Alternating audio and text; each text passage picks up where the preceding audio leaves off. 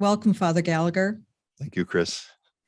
I am so looking forward to our upcoming retreat that we've entitled Hope in Difficult Times, and specifically with Saint Therese of Lisieux and her family. What a dream. I am so excited that we're doing this. Thank you for coming out to Nebraska to do that. Oh, it's my privilege. And you know, what I'm finding, I think what we all realize is that we're familiar with Thérèse, let's say, and her story of a soul, but there are other treasures that are largely untapped. And one of them, a major one, is the letters of her mother, where you see the life of the family, its joys and its struggles, which were not insignificant. And then servant of God Leonie, Therese's sister. So we're going to be exploring things that I think most of us have not yet seen. And that's really wonderful to get a sense not only of Thérèse individually, but of the whole family of saints. Well, I think the title is important, Hope in Difficult Times, and to realize this family has experienced a very similar type of concerns, challenges, and anxieties that we're experiencing today. Sure, illnesses, severe at times, death, repeated death in the family, war. They go through in first person the experience of war. And then a child with disabilities, so many different things. It's so similar to our lives. And that's what's exciting about it, is that you see that holiness can be lived.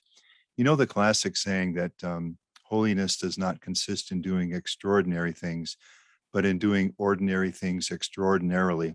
Well, this family puts flesh on that and makes it real. And that opens up a new perspective, or a richer perspective, on our own daily lives. It's the whole entire family, which I think we're going to be able to meet in some ways, because not only is it Louis, Zelie, the girls, but the extended family. That is one of the things that the aunt, the uncle, Isidore, Celine, the cousins, the Sister Marie Dosité. I mean, this is such a rich dive into the heart of a family. One of the books on, well, it's Thérèse and the whole family, the title plays off of the story of a soul of Thérèse, and it's called The Story of a Family. And it really is. And that opens up a perspective on our own families and what can be done. Some of these causes of canonization, there are 4 of them. Well, okay, 3 are canonized and 1 is on her way. These would not have happened without the support of the other family members, husband and wife, parents and children, sister and sister. And so it really brings it down to earth. I think what really engages, well, certainly me as I was reading through all of this and preparing, the podcasts and things that we've done on it, is that it's so touchable. It's so close. It's so much like our daily lives. And you can't avoid the hope that I can do this too. Well, I think the setting too of having a retreat, to be able to encounter this great cloud of witnesses that it's a family, I think is very important, because as you said, we've done the podcast and the response has been enormous, not only for what we've learned about Thérèse through her letters, but the experience of the family with Leonie, servant of God Leonie. This hope in difficult times, you begin to see that this family relies on each other and they rely on the saints. And so those who are going to come are going to be leaving with some really incredible friends. It's a wonderful setting, the Benedictine monastery and retreat house attached to it, for what we're doing here, where you're away from everything for a few days and you can just dive into this richness. And what gives hope is that there is not one of us, and I can say this confidently to anyone who will listen to what we're saying now, who will encounter more difficulties than one daughter in that family did, who is now on her way to canonization, servant of God Leonie.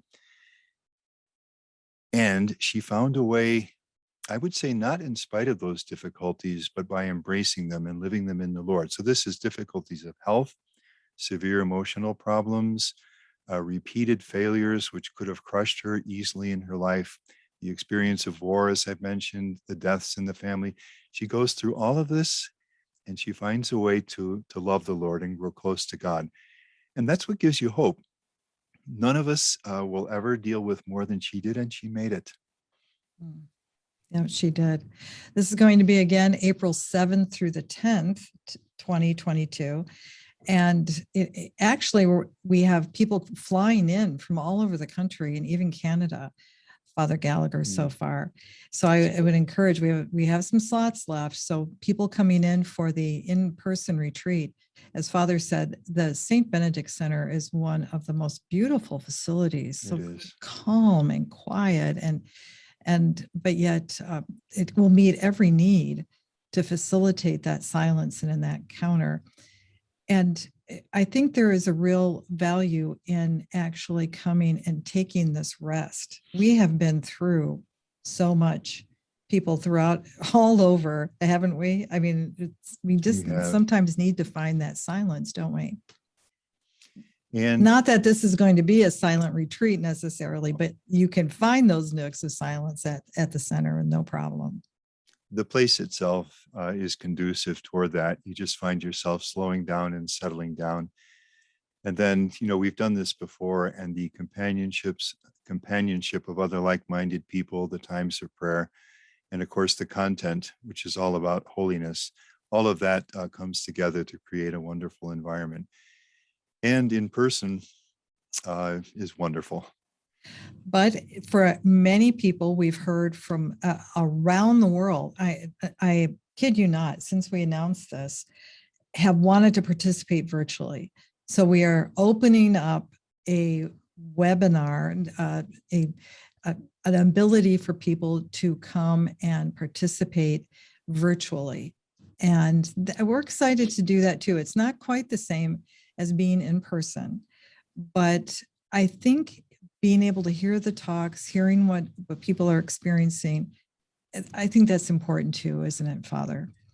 Yeah, what's really wonderful about that is obviously that it opens this up to people who, for one reason or another, can't travel or the distance is too great. It does literally open it up to the entire world, as we've seen from previous experiences of this kind. So I'm really happy that we're going to have the virtual option. And of course, Chris is a master at this, so that will be a very rich experience. I'm counting on the Martins to help us, all of them. Again, in the experience of the in-person, we have the ability to be able to receive the sacraments.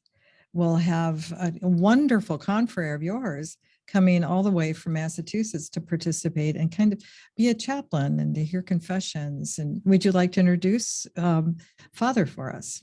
Sure. That's Father John Luong, who is the vocation director for our United States province of the Oblates of the Virgin Mary. So he's very, very active, very much on the go. And I know he's really looking forward to being there as well, as we are to have him. Yeah, I think this is going to be a very special opportunity. So I encourage people, there's only, I think a quarter of rooms available yet before it's going to fill up. So if you've been waiting to sign up for the in-person, I would do it now. And you'll find information at discerninghearts.com where you'll be able to, we can help you with travel information and how to get to where you need to go. And this is what we do. This is the heartland. So hospitality is number one, especially when it comes to a Benedictine experience. But also in the webinar, what they'll experience is not only your talks, but opportunities to talk to you as well. And I think that's a very neat aspect of this that you have been so gracious to offer for past participants. Oh, sure, certainly, obviously, yes, sure. Well, we hope you can join us, don't we, Father Gallagher? Absolutely. And the entire Martin family.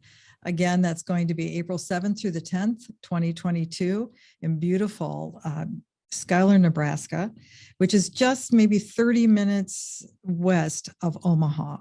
And again, give yourself this time. I think it will be a very blessed. And I just want to say real quickly, people may not appreciate that the when they think of Saint Thérèse and her family, they think Carmelites. And yes, Carmelite spirituality is very important, but there's so many other aspects of their spiritual life. We're going to be hearing about Saint Francis de Sales and Jane de Chantal and the devotion of the Sacred Heart and so many other beautiful ways that respond to the universal call to holiness. We look forward to it.